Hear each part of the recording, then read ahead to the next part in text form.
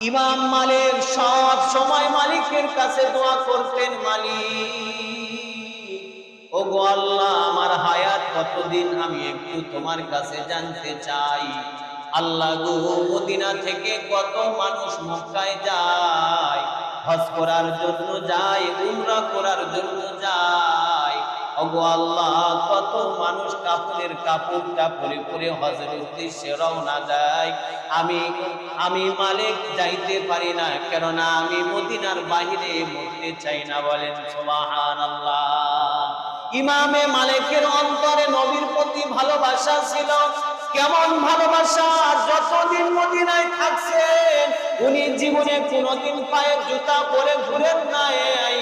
উনি জীবনে কোনোদিন পায়ের জুতাও পরেন নাই, কেননা ওনার অন্তরে ছিল এই জায়গাতে আমি জুতা পরে ঘুরবো না, জানি আমার দয়ার নবী এই রাস্তা দিয়ে হেঁটে হেঁটে আমার নবী পায়ের ধাপ করেছে। এজন্যই ইমাম মালিক বলে, আমার জীবনেও আমি কোনোদিন, যতদিন আমি মদিনায় থাকছি, আমি জীবনেও কোনোদিন পায়ে জুতা লাগাই নাই। বলেন সুবহানাল্লাহ। একটু জবান খুলে বলেন সুবহানাল্লাহ। এই ইমাম মালিক সব সময় মালিককে ডাক দিতেন, ও আল্লাহ, আমার জীবনে আমি মদিনায় মরতে চাই। আল্লাহ, মদিনার বাইরে আমি মরতে চাই না। আমার মরণটা কখন হবে, আমার হায়াত কতদিন আমি একটু জানতে চাই। এরকম ভাবে সব সময় মালিকের কাছে দোয়া করতেন। হঠাৎ করে একদিন রাতে নবী আলাইহিস সালাতু ওয়াস সালাম ইমাম মালিকের স্বপ্নের যুগে চলে আসলেন। আসার পরে দুজনের কথোপকথন হইল, কিন্তু ইমাম মালিক আমার আপনার নবীজিকে ডাক দিয়ে বললেন, ওগো আল্লাহর নবী, আমি একটু জানতে চাই আমি ইমাম মালিকের হায়াত কতদিন। জবান খুলে বলেন সুবহানাল্লাহ। আমি ইমাম মালিকের হায়াত কতদিন আমি একটু জানতে চাই। নবী আলাইহিস সালাতু ওয়াস সালাম ইমাম মালিকের কথার উত্তর না দিয়ে মাত্র 5 আঙ্গুল দেখিয়ে আবার চলে গেলেন। ইমাম মালিক স্বপ্নের যুগে ওনার স্বপ্ন ভেঙে গেল। ভেঙে যাওয়ার পরে উনি পেরেশান হয়ে গেল। কি ব্যাপার নবীজিকে আমি বললাম আমার হায়াত কতদিন, আমি দুনিয়ার বুকে কয়েকদিন বাঁচবো, এটা আমি জিজ্ঞাসা করলাম, কিন্তু নবী আমাকে কোনো কথা না বলে আমাকে 5টা আঙ্গুল দেখিয়ে নবীজি চলে গেলেন। এর কারণ কি? উনি পেরেশান হয়ে গেল, খুব চিন্তায় পড়ে গেল। খাদেমকে ডাক দিয়ে বলে, খাদেম, এই দুনিয়াতে তোরা কিছু মাল সামানা গোছাইবি, কিছু বাজার করবি, জিন্দেগিটা তোরা আমল দ্বারা সুন্দর করে সাজাইবি, জীবনের কালারটা তোরা রঙিন বানাবি। যদি তোরা জীবনের কালারটা রঙিন বানাইতে চাস, তাহলে আমি আল্লাহর হুকুম ছাড়া কখনো তোদের জীবনটা রঙিন হবে না। আর যদি কোনো বান্দা মনে করে যে আমি আল্লাহর গোলামি করব না, আর আমি কবরের ভিতরে গিয়ে আরামে ঘুমাবো, একটু জবাব দেন, ওই বান্দার স্বপ্ন কি সঠিক? না, যদি দুনিয়াতে আমরা আমল না করি, আল্লাহর হুকুম যদি না মানি, কেননা দুনিয়ার বুকে আমি আপনি এখন আছি, আবার আসরের আজানের আগে হয়তো মসজিদ মাইকে এলান করতে পারে অমুকের সন্তান অমুক দুনিয়ার বুকে আর নাই, ওনার জানাজার সময়টা হলো ওই সময়। আপনারা মুসলমান সকলেই দলে দলে কি ওই জানাজায় শরীক হবেন, এমন এলান আমাদের জন্য এই মসজিদ দিতে পারে কি পারে না? জবান খুলে বলেন, পারে কি পারে না? কেননা আমরা যারা এখানে আছি আমরা কেউ জানি না আজরাইল কখন আসবে, কখন আমার মৃত্যু হবে। কেননা গত জুমায় আমি বয়ান করলাম, ইন্নাল্লাহা ইনদাহু ইলমুস সাআ ওয়া ইউনাজ্জিলুল গায়ব ওয়া ইয়ালামু মা ফিল আরহাম ওয়া মা তাদরি নাফসুম মাযা তাকসিবু গাদা ওয়া মা তাদরি নাফসুম বিআইয়ি আরদিন তামুত। দুনিয়ার কোন মানুষকে আল্লাহ 5টা জ্ঞান দেন নাই। পাঁচটা জ্ঞান আল্লাহর কাছে, আল্লাহর ভান্ডারে আল্লাহ পাক রব্বুল আলামিন রাখছে। ওয়ামা তাদরি নাফসুম বিআইয়ি আরদিন তামুত। কেননা একজন ইমাম আছেন, আল্লাহর কাছে ফরিয়াদ জানাইলেন, ওগো আল্লাহ, যে মদিনাতে আমার নবীর মরণ হয়েছে, আমি এই মদিনাতেই আমি থাকতে চাই, এই মদিনাতেই আমি মরতে চাই। ইমাম মালিক সব সময় মালিকের কাছে দোয়া করতেন, মালিক, ওগো আল্লাহ, আমার হায়াত কতদিন আমি একটু তোমার কাছে জানতে চাই। আল্লাহ গো, মদিনা থেকে কত মানুষ মক্কায় যায়, হজ করার জন্য যায়, উমরা করার জন্য যায়। ওগো আল্লাহ, কত মানুষ কাপড়ের কাপড়টা পরে পরে হজের উদ্দেশ্যে রওনা দেয়। আমি মালিক যাইতে পারি না, কেননা আমি মদিনার বাহিরে মরতে চাই না। বলেন সুবহানাল্লাহ। ইমামে মালিকের অন্তরে নবীর প্রতি ভালোবাসা ছিল। কেমন ভালোবাসা!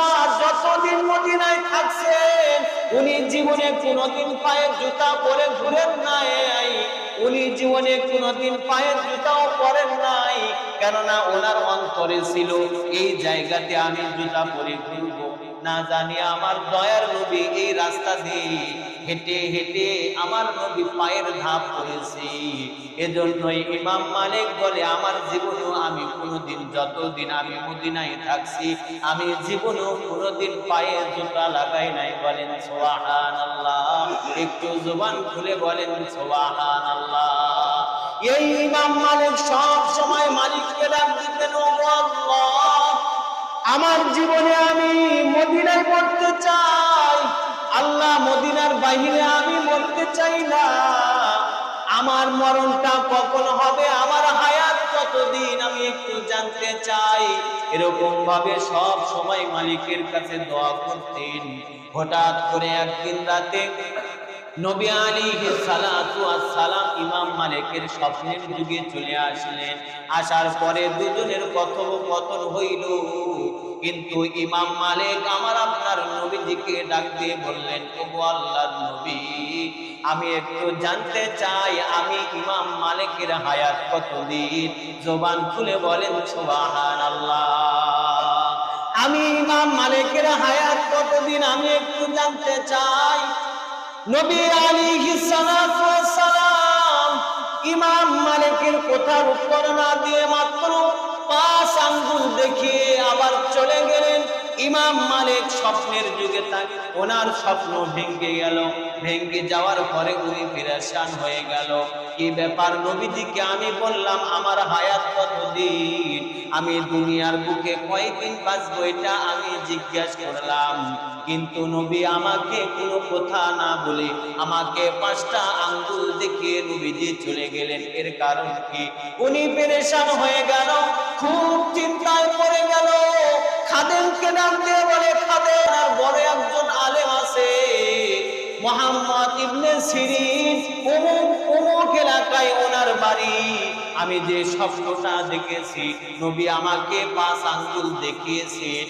এই 5 আঙ্গুল দ্বারা আমার কি 5 ঘন্টা হায়াত, বা আমার কি 5 দিন হায়াত, নাকি 5 সপ্তাহ হায়াত, নাকি 5 বছর হায়াত, আমার তো জানা নাই। আমার এমন এলেমও নাই, আমি কয়দিন বাঁচবো এটাও আমার জানা নাই। খাদেম রে, তুমি মুহাম্মদ ইবনে সিরিনের কাছে যাও। যাওয়ার পরে ওনাকে জিজ্ঞেস করবেন যে আল্লাহর একজন বান্দা এই স্বপ্নটা দেখেছে, এই স্বপ্নের ব্যাখ্যাটা আপনি একটু আমাকে করে দেন। সকলে জবান খুলে বলেন আল্লাহু আকবার। খাদেম তখন চলে গেলেন। যাওয়ার পরে বললেন, হুজুর, আল্লাহর একজন বান্দা এমন স্বপ্ন দেখেছে, নবীজি স্বপ্নের যুগে আসছে, উনি স্বপ্নের ভিতরে কথা বলছেন। বলার পরে নবী 5 আঙ্গুল দেখিয়ে নবীজি চলে গেছেন। ওই বান্দাটা পেরেশানি হয়ে গেছে, খুব চিন্তায় পড়ে গেছে। ওগো আল্লাহর বান্দা, আপনি যদি একটু বলে দিতেন, কেননা ওই জামানার ইবনে সিরিন এত পরিমাণ স্বপ্নের তাবির করতেন। খাদেমের জবান থেকে এই কথাটা শোনার পর ইবনে সিরিন ডাকতে বলে, হে আল্লাহর বান্দা, এই স্বপ্নটা কে দেখেছে? খাদেম বলে, হুজুর আমাকে নাম বলতে নিষেধ করেছে। বলেন সুবহানাল্লাহ। ইবনে সিরিন তখন ডাক দিয়া বলে, এই স্বপ্নটা কোনো সাধারণ মানুষ দেখতে পারে না, এই স্বপ্নটা কোনো মূর্খ মানুষ দেখতে পারে না, এই স্বপ্নটা এই জামানার ইমাম মালিক ছাড়া এই স্বপ্ন দেখার মতো কারো ক্ষমতা নাই। একটু জবান খুলে বলেন আল্লাহু আকবার। ইবনে সিরিন ডাক দিয়ে বলে, এই স্বপ্নটা যদি কোনো বান্দা দেখে থাকে তাহলে ইমাম মালিক কি দেখেছে? খাদেম ডাক দিয়ে বলেন, ইমাম মালিক কি দেখেছে? এই স্বপ্নের তাবিরটা আপনি একটু আমাকে করে দেন। ইবনে সিরিন ডাক দিয়ে বলে, ইমাম মালিক হয়তো মালিকের কাছে জানতে চাইছে, ও আল্লাহ আমার হায়াত দুনিয়ার বুকে কতদিন, আমি দুনিয়ার বুকে কতদিন বাঁচবো, আমার হায়াতটা দুনিয়ার বুকে কয়দিন? নবী আলাইহিস সালাতু ওয়াস সালাম ইবনে মালিককে, ইমাম মালিককে 5 আঙ্গুল দেখিয়ে চলে গিয়েছে। ইবনে সিরিন ডাক দিয়ে বলে, নবীজির প্রত্যেকটা আঙ্গুলের এক একটা করে শর্ত রয়েছে। এর কারণটা হলো আল্লাহ পাক রব্বুল আলামিন দুনিয়ার বুকে পৃথিবীর জমিনে আল্লাহ সব দিয়েছেন, কিন্তু আল্লাহর কাছে যে 5টা ইলম আছে, আল্লাহর ভান্ডারে যে 5টা ইলম আছে, এই 5টা ইলম দুনিয়ার কোনো মানুষকে দেয় নাই। বলেন সুবহানাল্লাহ। জবান খুলে বলেন সুবহানাল্লাহ। এ ইলাহি তু মেরা মাবুদ হাই, এ ইলাহি তু মেরা মাশুক হাই, এ ইলাহি मुझसे मुझको दूर कर, ताकि देखो मुझ में तुझको एक नज़र। তাহলে আমাদের হায়াত কতদিন এটা জানেন কে? জবান খুলে বলেন কি? নাকি আমরা? কেননা আমরা কেউ জানি না আমাদের হায়াত কতদিন। চেঙ্গা বয়সেই মরবো নাকি বৃদ্ধ হবো এটাও আমরা জানি না। আমার জীবনে আমি যখন পড়াশোনা করতাম এমনও দেখেছি কিছু কিছু বাড়িতে মুরব্বীরা বিছানায় পড়ে থাকতো, তাদের মৃত্যু আসতো না। ছেলেরা তখন মাদ্রাসায় গিয়ে আমাদের বলতো, আমার বাবা খুব অসুস্থ, একটু দোয়া ইনুস খতম করে দেন যেন আমার বাবাটা তাড়াতাড়ি মরে। বাবার জন্য দোয়া করতে হতো, এরপরে দোয়া ইনুস খতম করতে হইতো। আর ডাক দিয়ে বলতো, আল্লাহ আমার বাবা বিছানায় পড়ে থাকতে থাকতে আল্লাহ পিঠ পাঁজরে ঘা ধরে গেছে, তার মরণটা দিয়ে দাও। আর বর্তমান জামানায় আর মরণ চাওয়া লাগে না, বর্তমান জামানায় মরণ চাইতে হয় না, চাওয়া লাগে না। ভালো মানুষ বাড়ি থেকে বের হয়েছে আর ওই যুবকটা লাশ হয়ে বাড়িতে ফিরছে। জবান খুলে বলেন, আওয়াজ করে বলেন ঠিক কিনা? আগে দোয়া ইনুস খতম করা লাগতো, এখন আর লাগে? এখন আর লাগে না, মরণের দোয়াও করা লাগে না। এজন্যই আমাদের হায়াত কয়দিন আছে এটা আমরা জানি না। দুনিয়া আমাদের ত্যাগ করতেই হবে। নবী আলাইহিস সালাতু ওয়াস সালাম আল্লাহর নবী বলেন, আল কাইসু মান দানা নাফসাহু ওয়া আমিলা লিমা বাদাল মাউত ওয়াল আজিজু মান ইত্তাবা নাফসাহু ওয়া হাওয়াহু ওয়া তামান্না আলা আল্লাহ। নবী আলাইহিস সালাতু ওয়াস সালাম বলেন, সবচেয়ে জ্ঞানী হলো ওই বান্দা যে বান্দা মাটির নিচে কার ঘর সাজাইলো। সবচেয়ে জ্ঞানী বান্দা হলো ওই বান্দা যে বান্দা 3.5 হাত ঘরটা সুন্দর করে সাজাইলো। দুনিয়ার বুকে ঘর সাজানোর নাম জ্ঞানী নয়, দুনিয়ার বুকে যাই যত তালা বানাবে তার নাম জ্ঞানী নয়। একটু জবান খুলে বলেন ঠিক কিনা? কিন্তু আমাদের সমাজে এরকম কথা আছে, হাই রে উমুকের বেটা কি বুদ্ধি রে বা, অল্প বয়সে কত টাকার মালিক, কত সুন্দর বাড়ি বানাইছে, কত সুন্দর গাড়ি কিনছে, কত বুদ্ধিমান। একটু আওয়াজ করে বলেন ঠিক কিনা? কিন্তু আল্লাহ বলে তারা জ্ঞানী নয়। পৃথিবীর জমিনে যারা টাকা কামাই করলো তারাই জ্ঞানী নয়। পৃথিবীর জমিনে যারা সুন্দর বাড়ি করলো তারাও জ্ঞানী নয়। নবী আলাইহিস সালাতু ওয়াস সালাম বলে সবচেয়ে দামি হলো ওই বান্দা, সবচেয়ে জ্ঞানী হলো ওই বান্দা যে বান্দা মাটির নিচে তার 3.5 হাত ঘর সুন্দর করে সাজাইছে। ওই ঘরটাকে যে বান্দা যত সুন্দর করে সাজাবে, নবীজি বলেন ওই বান্দা সবচেয়ে দামি বান্দা আর সবচেয়ে জ্ঞানী বান্দা। একটু জবান খুলে বলেন ঠিক কিনা? কাদের কুদরতুদারি বল কামাল আনতা রবি আনতা হাসবি জালাল তুহি কাদের জলিলুল্লাহ জাহাদার বাহার হালে তুহি মেরা নিগাহদার। এজন্যই আল্লাহ বলে বান্দা অল্প সময়ের জন্য আমি তোকে দুনিয়ার বুকে পাঠিয়েছি, অল্প সময় দিয়ে আমি তোকে দুনিয়ার বুকে পাঠিয়েছি। একটু আপনারা ভেবে দেখেন, মনে হয় যে গত কয়েকদিন আগে তো আমরা চেকরা মানুষ ছিলাম, প্যান পরে পরে আমরা ঘুরতাম, কিন্তু আজকে একটু ভেবে দেখেন, দেখতে দেখতে আমার আপনার বয়স 60-এর কাছাকাছি চলে গেছে। জবান খুলে বলেন ঠিক কিনা? একটু চিন্তা করেন, দেখেন মনে হয় এই তো কয়েকদিন আগে ছোট বাচ্চা ছিল। আল্লাহ বলে এমন ধারণা করতে করতে তোমার সামনে একদিন আজরাইল আসবে। কখন আসবে তোমার জানা নাই। নবীজি ঘটনা বর্ণনা করেন, হাদিসের ভিতরে ঘটনা বর্ণনা করেন। হযরতে দাউদ আলাইহিস সালাতু ওয়াস সালামের কাছে একদিন জিবরাইল আসলেন, সুন্দর একটা খবর নিয়ে, দামি একটা খবর নিয়ে আসলেন। আসার পরে হযরতে দাউদ আলাইহিস সালাতু ওয়াস সালামকে ডাক দিয়ে বললেন, ইয়া রাসূলুল্লাহ, আল্লাহ পাক রব্বুল আলামিন আপনাকে একটা সুন্দর খবর উপহার দিয়েছি। খবরটা হলো কি, আপনি কোনো ভালো কাজ করলে আল্লাহ এই ভালো কাজের বিনিময়ে ডবল দিবে। বলেন সুবহানাল্লাহ। আপনি যদি 1 রাকাত নামাজ পড়েন, আল্লাহ আপনাকে 2 রাকাত নামাজের সওয়াব দিবে। আপনি যদি 2 রাকাত নামাজ পড়েন, আল্লাহ আপনাকে 4 রাকাত নামাজের সওয়াব দিবে। আর এখন এরকম অফার যদি আল্লাহ আমাদেরকে দেয়, জবান খুলে বলেন তো আমি আপনি কি বলবো? তাহলে 5 উত্তর জায়গা 2.5 উত্তর করলেই তো হচ্ছে। জবান খুলে বলেন ঠিক কি না? 5 উত্তর করার কি দরকার?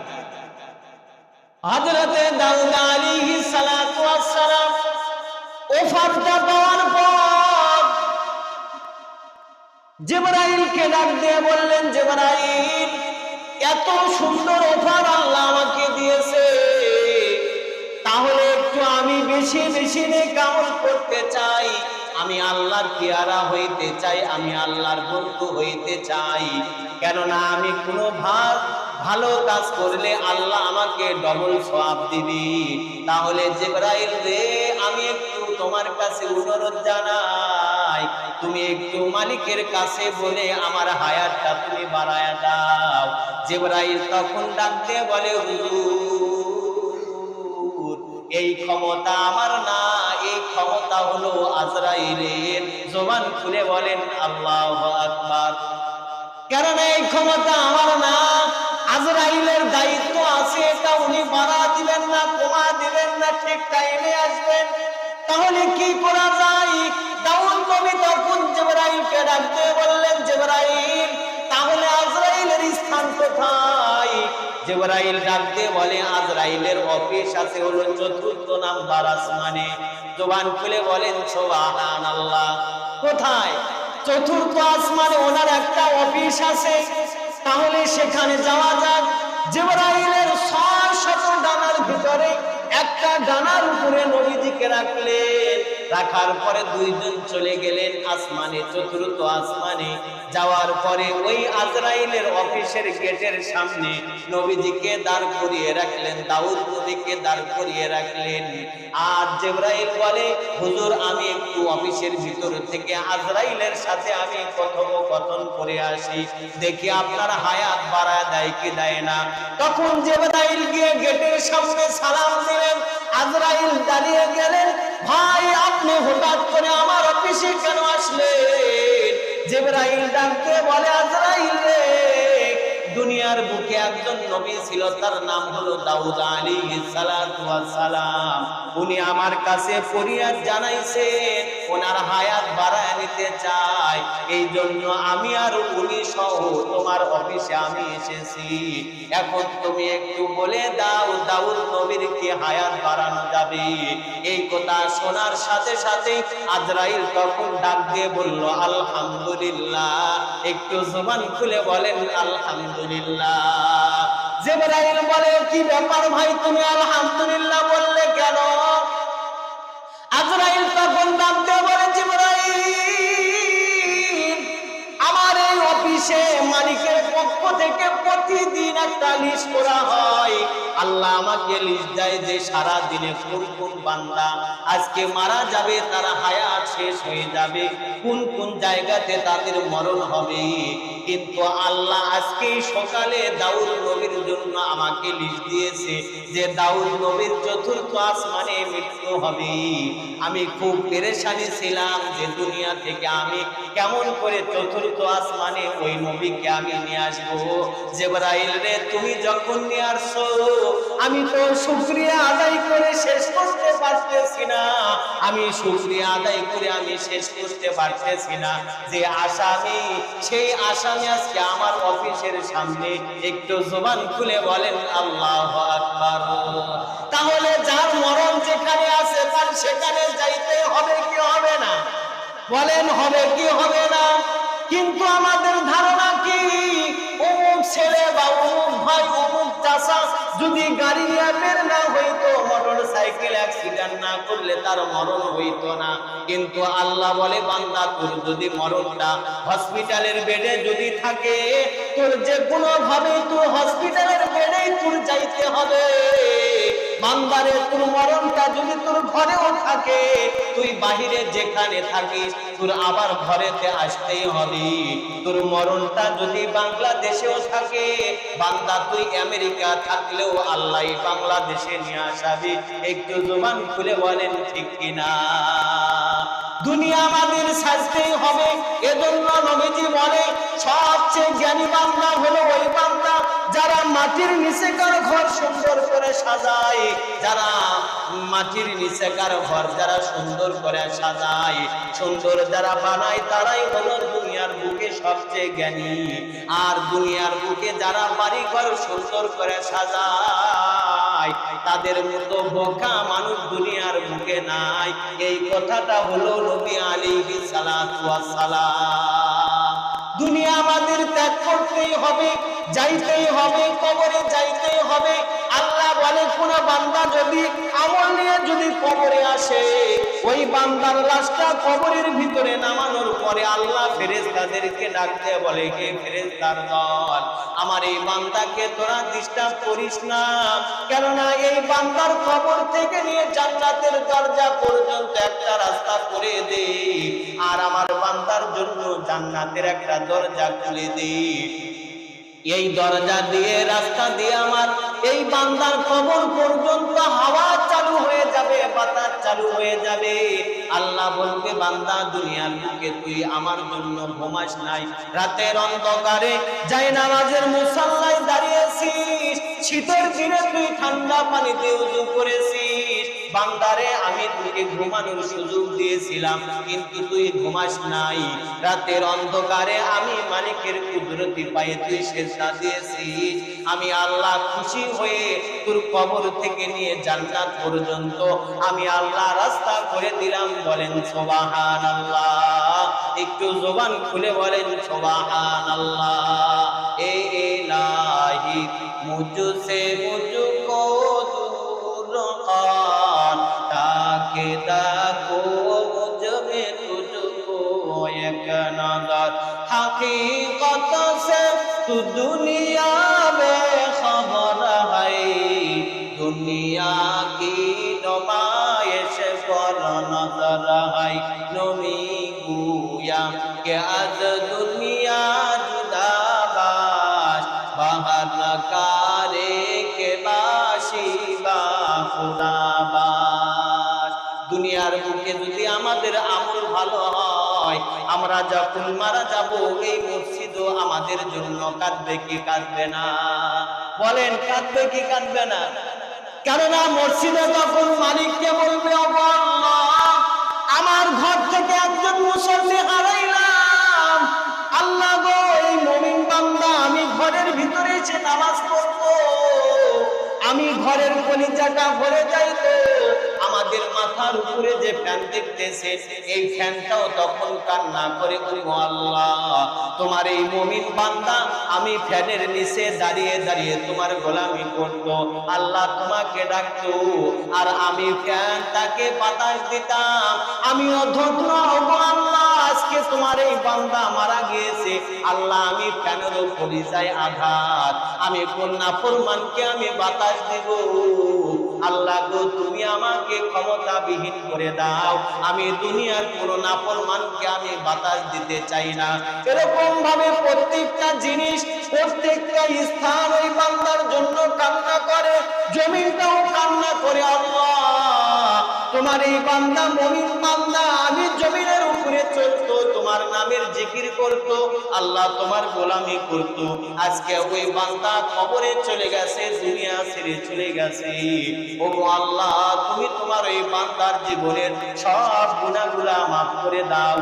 একটু জবান খুলে বলেন তো, জমিনটা যদি আল্লাহর কাছে বলে তাহলে আল্লাহ আমাদের জীবনের গুনাহ মাফ করতে পারে কি পারে না? বলেন পারে কি পারে না? কেননা আল্লাহ তো রহমান, আল্লাহর নাম হলো রহিম, আল্লাহ সব পারেন, এজন্য আমাদের আমল যদি ভালো হয়, আমাদের চরিত্র যদি ভালো হয়, আমাদের সব কিছু যদি ভালো হয়, তাহলে আসমানের ফেরেশতাও সেই দিন বলবে ও আল্লাহ তোমার একজন বান্দা দুনিয়া থেকে চিরবিদায় নিয়ে চলে গেছে, আল্লাহ তোমার বান্দার জীবনের গুনাহ মাফ করে দিয়ে আল্লাহ কবরটাকে জান্নাতের বাগান বানায় দাও। একটু জবান খুলে সকলেই বলেন আমিন, একটু আরো জোরে বলেন আমিন। আতিনা ফি দারে দুনিয়ানা হাসান, আতিনা ফি দারে উকবানা হাসান, ইয়া গিয়াসান মুস্তাগীথিন আহদিনা নাস্তিখারা বিল উলুমি ওয়াল